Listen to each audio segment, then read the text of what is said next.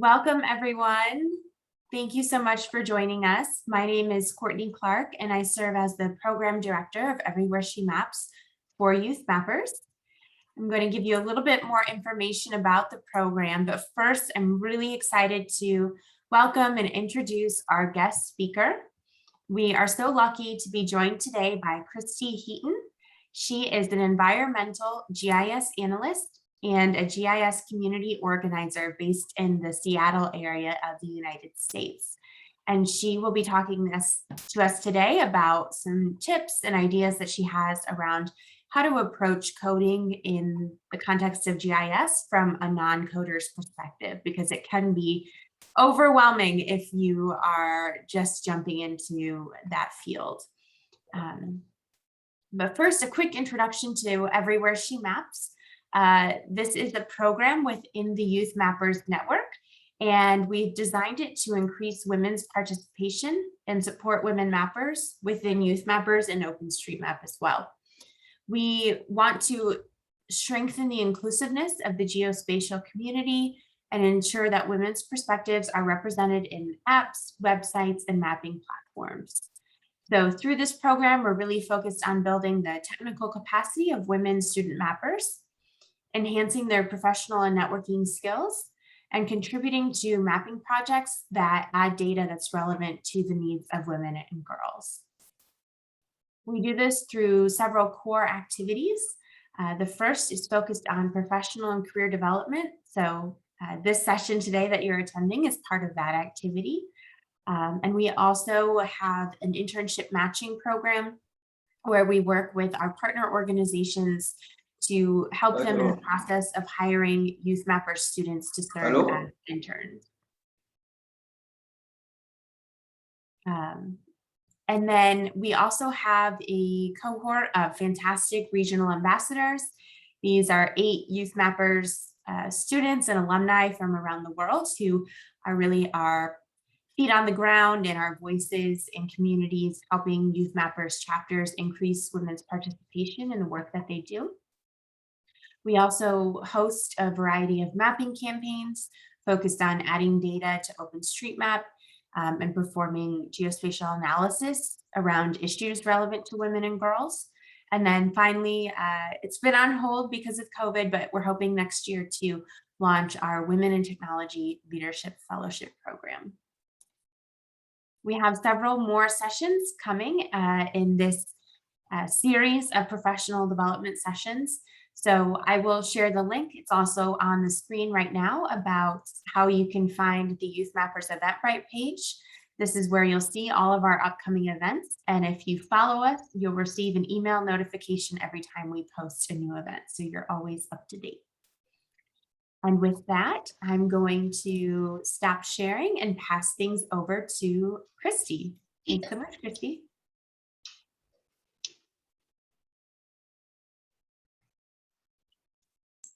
You see my screen? Yes, we can. Okay. Okay, thank you for coming, everyone. Welcome to this talk on how to approach coding for non-coders from a GIS perspective.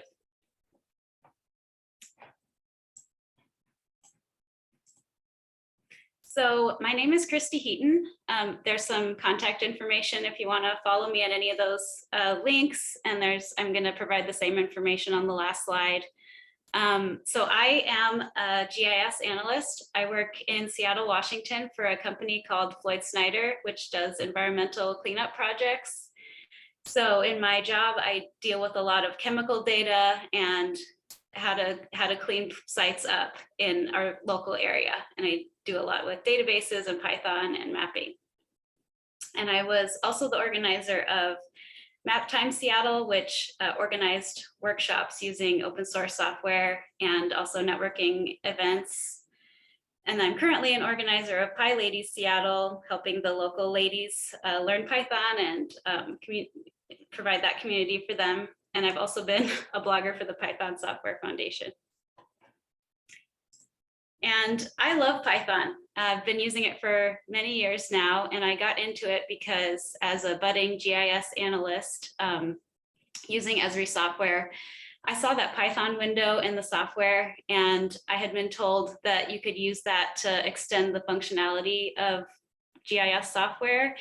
And if you're just getting into it, it's kind of hard to understand what that means because the software already does so much. But the more you work with GIS, the more you can kind of see where Python can help you out. So as a new GIS analyst, I was kind of obsessed with like finding the limits of the software so that I could use Python to solve my problem. So Python, I should say, as a Python person, this talk is mostly going to be focused on Python, but a lot of the tips and things I'm going to say are also general purpose, whatever language you end up using. But for me, it's mostly Python. So Python, you hear about it a lot in the context of GIS, but it's actually a general purpose programming language. It wasn't, created to do GIS. It was created to, well, do any number of things. It's a really readable language. It's extremely widely used right now. Just a few applications. The options, things you can do with it are limitless, but it can be used to build applications like Netflix and Uber, where those applications were made with Python. And it can be used to do science, such as climate modeling, weather prediction, any kind of site selection type of process. Say we want to know where the sun hits most so that we can place solar panels there. And in all the realm of science, Python is widely used. And then more for our purposes, it's also been enhanced with mapping technology and data science libraries. So data science is when you have some data and you may not know what it contains. Does it have a story in it? What can we do with this data? Data science is making sense of it, doing some processing on it and doing some modeling on it to try to find out what's in that data. What can that data tell us so that we can plan for the future? And mapping is a type of data science. It's spatial data science. So again, we take data, we make sense of it, we model it, we make maps, charts, and graphs out of it.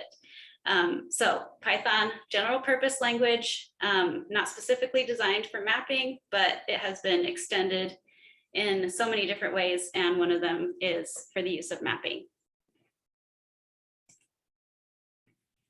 Python is an open source programming language, and programming languages and applications can either be open source or proprietary. So an open source programming language or application means that is free to use. You don't have to pay to use it. There's no cost associated with it. You can download it and use it for free. And it also means that the source code for that programming language or software is visible and available should you want to use it. So that's open source. And then in contrast, proprietary is programming languages or software that has a cost. You have to pay to use it or you have to buy a license.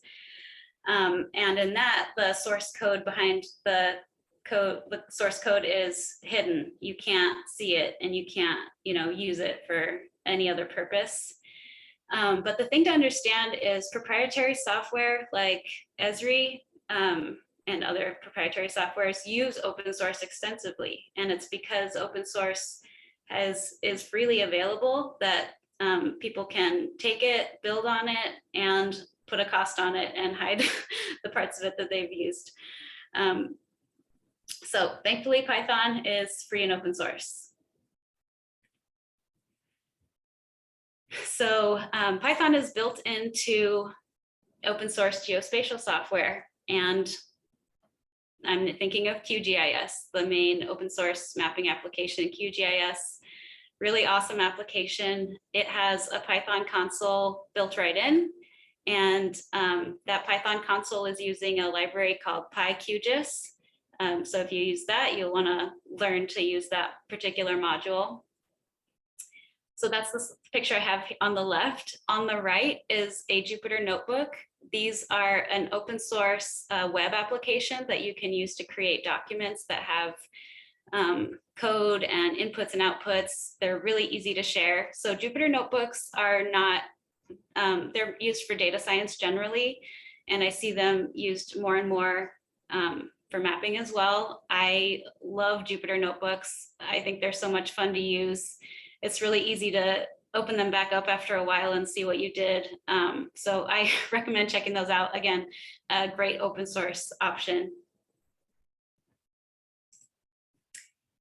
And here's a list of some open source Python libraries. No need to go into each one, but just know that Python has a lot of open source libraries that will allow you to do spatial analysis on both vector and raster data and make really cool maps and charts and other visualizations. And Python is embedded in Esri software as well. ArcMap and ArcGIS Pro also have Python windows right in the application. So again, Esri has taken the open source nature of Python and built the ArcPy module on it, and that's what allows them to use Python in that way. ArcGIS Pro also has Jupyter notebooks now built in, and again, taking an open source application and moving it into proprietary software is a totally legitimate use of open source software, but just know Esri did not invent Python or Jupyter notebooks. Those are things that existed and they embedded into their software. So there are other open source programming languages that can potentially be used for mapping in addition to Python. R is one that it's like a statistical programming language, and I know several people who absolutely love it for geospatial analysis. They prefer it to Python. I think, whether you tend to get into R or Python first is maybe the one you'll like better. I prefer Python. That's kind of how I got started, but I know people absolutely love R.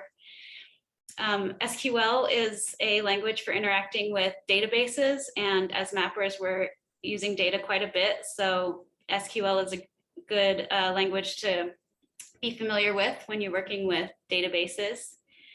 And JavaScript, another open source programming language for the web. So I don't use JavaScript much myself, well, not at all. But if you get into more of a web developer or web map, GIS developer type role, then you'll most likely want to get familiar with JavaScript.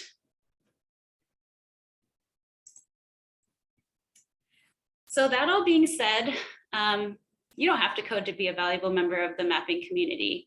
I personally love it, but I have several friends and colleagues who either, it just wasn't something they were interested in, or they only use it occasionally. They only use code that other people have written, and that's totally fine. You don't have to code if you're not interested in it. You can do so many other things in the mapping community. So don't worry about it if it's not your thing.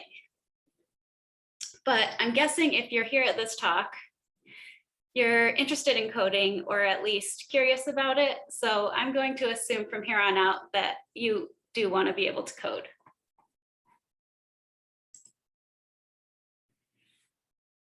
So if you do decide to code, coding can help you in infinitely many ways. For example, you can automate geoprocessing tasks. Let's say you have a set of tasks you need to do repeatedly, maybe some clipping, some buffering, and you have to change the input every month. Maybe your input data changes. So you can automate geoprocessing tasks like that. Additionally, you can do things that you couldn't otherwise do without coding, because if you're dealing with an enormous data set that you have to write some code that's going to process maybe overnight. So like big data issues, you may not be able to deal with without code. So automating tasks. What I use Python for a lot is processing data for mapping. I have a chemical database. I need to get my data out of there. It's not ready for mapping. Maybe have a lot of different records in a table for the same location, but they have duplicate chemistry results or different chemicals. And I need to take that data and maybe pick the highest results for each chemical or the most recent result for each chemical and kind of like change the structure of the table, add my coordinates, export it as a shapefile. I love using Python for that. That way I can, process my data really quickly in the code I've written previously, and then focus on the actual mapping of it. So when you write code for geospatial analysis, you're creating a reproducible workflow, because that code you've written, you can now reuse or share with others, especially if it's open source. You've written code, now you know what it is. If you forget what you did last time, well, it's all written in the code what you did last time. So it's reproducible. You could share it with a colleague, they could run it and produce the same results. And in that same vein, it's a type of built-in documentation. Again, you don't have to remember what you did last time. It's written in the code, and you can also write documentation in your code as well.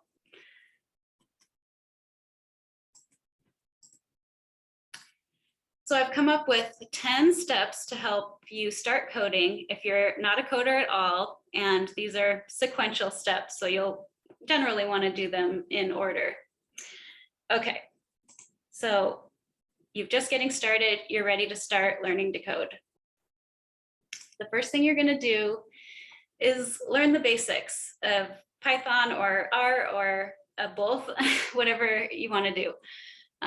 So the python.org website has a lot of resources for how to learn Python for non-programmers, and these wouldn't be like for mapping. This is just to get an idea of the basics of the programming language, and I think that's really important early on.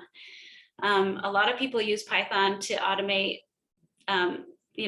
everyday tasks, not GIS related, and you can do that as well. Nothing's saying you have to use it only for GIS. Once you know how to use it, you might find a lot of little ways that it can save you time. And then I would recommend taking a free online course. Codecademy is a really cool option. They have a lot of courses you can take, and you don't have to download any software to take them. It's all in a web browser, and they have fun examples, and they teach you through the basics of the language. So you're going to learn about variables and data structures and loops and if statements and print statements. And this is going to be a crucial starting step for you as you get into coding. Next, I would say join a community of people who are using the software or doing the things that you hope to be doing in the future. So meetup.com is a great way to find communities in your area or international communities that just have online events. So go to Meetup and type in what you're after and find a group that fits your interest. So PyLadies is a great option, and MapTime is a great option. Our Ladies, anything you find that seems suitable for you. And you might be thinking, I'm not ready to join a group. I've only just learned the basics of the language. And I think you need to be a member of a community early on. These people are going to help you learn. They're going to hold you accountable. They can provide opportunities and networking opportunities for you. There's no prerequisite to joining them. They love having new members, people who are just learning the language. So being a member of a community like this is going to be immensely helpful early on. So join a group. Next, I would suggest that you watch conference talks. Conference talks, or any kind of talk you find that's relevant to what you're interested in. And it's really cool if you can go to a conference in real life, which aren't happening maybe as much anymore, but conferences usually have technology that will help. Well, they'll put the conference talks on YouTube shortly after they're presented. So to back up a little bit, a conference is where groups of a programming language or software get together to share, listen to talks, share what they know, meet like-minded people. So watching conference talks is a great way to get an idea of what other people are doing. And keep in mind, when you're watching a conference talk, the presenter might be the only one in the world that has their specific context they're presenting. So don't worry about not understanding everything they're saying. The whole idea behind this is just to get a sense of what other people are doing, what software they're using, how they're using it, maybe like a tip or trick. Just know that when you watch a conference talk, you're just trying to get a sense of what's possible. And then I think you'll be ready to learn coding for more spatial analysis purposes. And hopefully after learning the basics and seeing what other people are doing, maybe you have more of a sense of the type of spatial analysis or the software that you would like to do. So Esri has a lot of resources on their website. Of course, you have to have access to Esri software and have an Esri account to make use of them, but they do have free resources. And Kaggle is a great resource where they have a class on geospatial analysis, and that would be online in the browser. So I don't think you would necessarily have to download anything.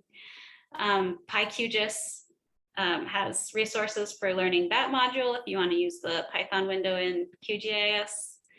And Udemy has some great coding courses as well. This is not free, but it seems like their courses are, you know, expensive, but they're always on sale for like $15. So I don't know, you know, you can totally learn for free, but Udemy has some courses that I think are really cool. So as you're learning, go through a course and know that, you know, you can always reference this back later. It's kind of hard to learn fully unless you have a real world example that you're actually working on. So again, just like go through the course, learn what you can, get comfortable, and know that you can reference anything you learned later.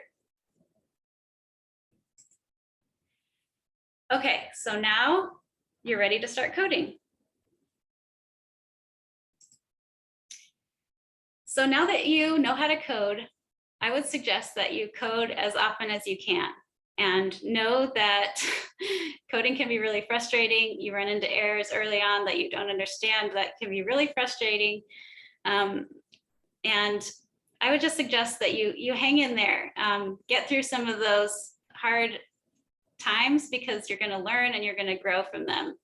And code as often as you can. So let's say you have something you could do in a mapping application, but you could also code it. So why not code it just for the practice to get comfortable with that? If you're having a hard time coming up with opportunities to code, there are some websites that will kind of give you daily drills that you can go through. These might not be map specific, but they're going to help you like get comfortable with code, and because you can code every day. There's the advent of code coming up. Daily little projects you can work on, and Code Wars has, you can run through Python or whatever coding drills just so that you can stay thinking about code and using code as often as you can, and hopefully push through some of those difficult times that are inevitable. Next, I would say work on a fun project. Find a fun project, either your own project or a group project where you can actually use code to solve a problem that you're really interested in. And for me, this was in 2017. I was going to a lot of talks. I saw people using Jupyter notebooks, and I thought they were so cool. And this was also when the total solar eclipse was passing over much of the United States. So I really enjoyed going down to Oregon and seeing that eclipse. I thought it was so cool. And I thought I could use Python to find out where I could go to see the next total solar eclipse using the GeoPandas library, which I had just learned about, and a Jupyter notebook. So this was a really fun way for me to use kind of a fun thing I was interested in, and these new tools I was also interested in. And yeah, I ended up presenting this in both the tutorial and talk format at PyCon 2019 if you're interested in seeing how I went through that with Python. But having a fun project is going to motivate you to actually get through the use of some of these tools, and just know you can always reference any of the learning materials you had before as you work on it. Next, I have a few coding tips. So if you have a large task you want to do, it can be really hard to know how to break that down into steps. And because coding is just a literal set of steps to take. So before you actually write any code, you can think about how you can break your task up into the smallest steps. And you can write something called pseudocode, which is not actual code that can be run, but it's a placeholder describing what you want your code to do at a certain place. And you can use comments. Doing a pound sign in Python at least will, the Python interpreter will ignore anything on the line after that. So you could start your script with writing a bunch of comments and detailing the steps you want to take for your code. So breaking tasks up into small steps is really important. Next, use print statements. When you're writing code, there's no doubt you're going to have errors, you're going to have bugs. Maybe your code runs, but it doesn't do what you expected, or you get a warning or an error that you don't understand. A great way to figure out what the issue is to use a print statement. And a print statement is not printing anything on your printer, it's generating some output for you to review. So a print statement at a critical spot in your code might help you realize that a variable wasn't equal to what you thought it was. Maybe you thought it was equal to a value in a table, but it's actually equal to the whole column of the table. So that's why you're getting some kind of conversion issue. Print statements throughout your code, strategically placed, can help you solve issues in your code. Okay, next, know how to get help. So when you're running through, you've detailed what your code, you want your code to do in steps, and you're not going to know how to do everything. So just using any search bar is great to kind of just ask the internet as a whole what you're trying to do or what the error message you're getting is. I usually have a lot of windows open with different tabs when I'm writing some code. So that's fine. Just, try first to search what your issue is or search what you're trying to do in any search window. Next, you can go, if that doesn't help, you can look at a forum like Stack Overflow is used for people who are trying to work on code and have questions or have errors they don't know what to do with. So since any of the programming language you're likely to be using are so widely used, chances are you'll never have to ask your own forum question. These questions have probably been asked before. Anything you want to know has probably been asked before. So go to Stack Overflow and see if you have the same question someone already had and that it's been answered, and see if you can use that answer to try to solve your issue. If that doesn't work, you can use Slack channels. Maybe in some of the groups that you've joined have a Slack channel that can help, Slack channels that are designed to help people with issues. But I think before you go ask someone for help, I think a great way to help yourself and also to help people who might help you is to take the following steps. Think about the issue you're having and the thing you're trying to do, and summarize it into a really smallest sentence possible. So, and but at the same time, be specific. So something like, help, I have an error, is not going to be that helpful for someone who's trying to help you. Talk about the software you're using and what you're trying to do. Next, say what you are expecting to happen, but what is happening instead. This is going to require you to think about your code, look through it line by line, find out what the issue actually is, what's happening, and what did you expect to be happening instead. And then be able to explain how you've tried to fix it. You took these steps, but that didn't solve the issue, or it made the issue worse. So be able to explain to someone how you've tried to fix it. And next, document any error messages you're getting so that you can show those to the person who's trying to help you, and also read the error messages yourself, because they may include the answer, but have any error messages ready. So sometimes when you go through all of these steps, you actually realize what the issue is yourself. So that's always cool when that happens. But otherwise, you're really helping someone help you. And it will also help you learn and help you be more of an independent coder if you can kind of take a sequential set of steps before you actually go for help. Okay. I have one last tip as you move forward in your coding journey, is to teach others. And, you know, maybe you have to be an expert in something to teach as a professional teacher, but you don't have to be an expert to write a blog post about something that you learned, or to give a lightning talk at one of these groups that you've joined. The act of going back and writing up what you did, or preparing a topic for a presentation, is going to help you learn it even better than you did before. And you're also going to be helping your community. You can also become a mentor, help people that were, you know, at step 1, now that you're at step 10. This is also going to help you just as much as it helps them, by learning to explain things, and providing that context to other people is going to help you learn everything better yourself. So in conclusion, coding and GIS go together. They're great tools to use together. If you know the basics of coding and you know how to ask for help, how to figure out everything in between, then you're good to go. And if you share what you know, you're going to learn it better yourself. So I wish you all happy coding. Feel free to follow me, and I'm available for any questions.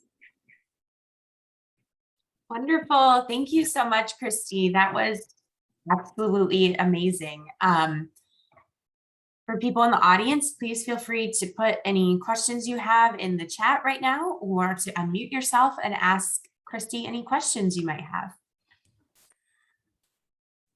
Hi, good morning, Christy. My name is Ian.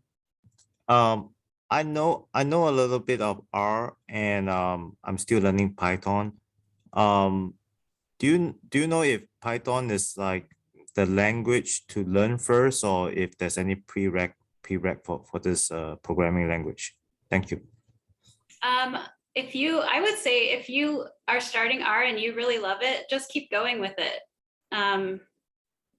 I think if you're getting into spatial analysis with coding, it's good to be a little bit familiar with both, but they're both, I mean, kind of similar. So if you know one and you love it, I would say go with it. If you know R really well, but then you see some Python code, chances are you're gonna be able to understand what it means, because R and Python are not that different. So that would be my advice.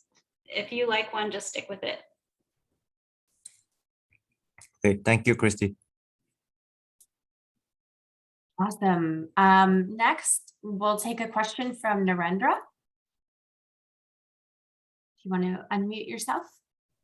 Yes, thank you, ma'am.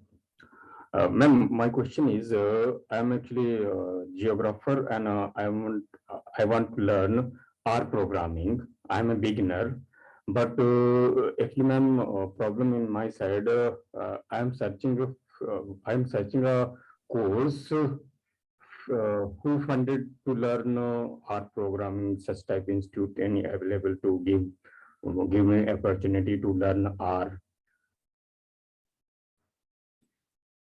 I'm not sure I fully understood the question. Are you looking for resources on how to learn R? Yes, ma'am. Yes, ma'am. Yes, ma'am. Oh, okay, yeah. Yeah, so I would say, you know, I feel like Coursera has some R courses, and those would be free, but there's also going to be R resources on like the type of learning platform like Codecademy, like where you can log in and do all your learning kind of in a browser without downloading. I'm sure probably an internet search would give you some great resources on how to learn R. Yeah, that would be where I would start. Great. And next we'll go to Rory. Thanks, Christy, for such a great presentation. A lot of the tips and tricks really resonated with me and my path to becoming a programmer. But one thing I would just like to add is, I started off, someone who was terrified of math. It was always my worst grades. I felt I was much more into the liberal arts than I was into the sciences or mathematics or computer science and things like that. But over my career, I've really just spent the time to learn how to program, and it's been really so fruitful. And I don't think those are kind of false roadblocks I put in my way. So I think just kind of people should, as much as just jump into things, they need to kind of break down some of those mental roadblocks that they put on themselves, that like, oh, I'm not smart enough, or I'm not good enough at math or something like that to get into programming. But one thing I wanted to share from my experience too was I was terrified to jump straight into Python. Like that seemed overwhelming, or R, like way too hard for me. And so I started with a couple other languages that started to put me in the right mindset for programming that were almost intermediate steps. And those were, people might laugh at me because they're not even really programming languages, but was Markdown, which is basically a way to write documents with, instead of using like a GUI, like using like, bold, you just type a little code in and it makes the letters bold. And then similarly, I also used, I imagine a lot of people are in university. Excuse me. I started using, I just committed to starting to use LaTeX for writing my larger papers, which is also kind of a quasi programming language, but it really just helped me get into the mentality of like, okay, like debugging problems when I'm writing something like that. And that was really helpful as a kind of an intermediary step, and something I could use way more because I'm writing way more than I am creating programs, to get kind of the mentality right, and made Python a lot less intimidating when I did start it. So I'll leave it at that. Thanks again. Great presentation. Over.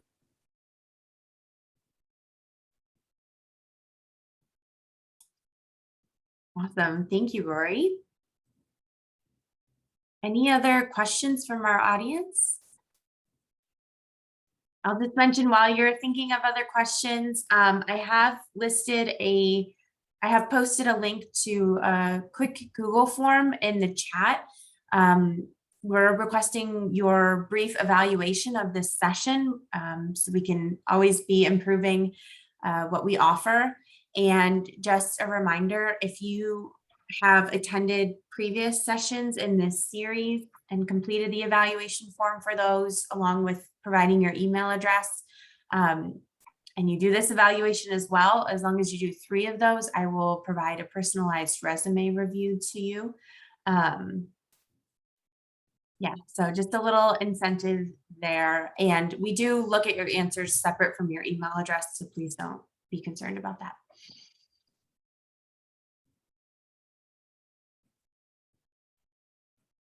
All right.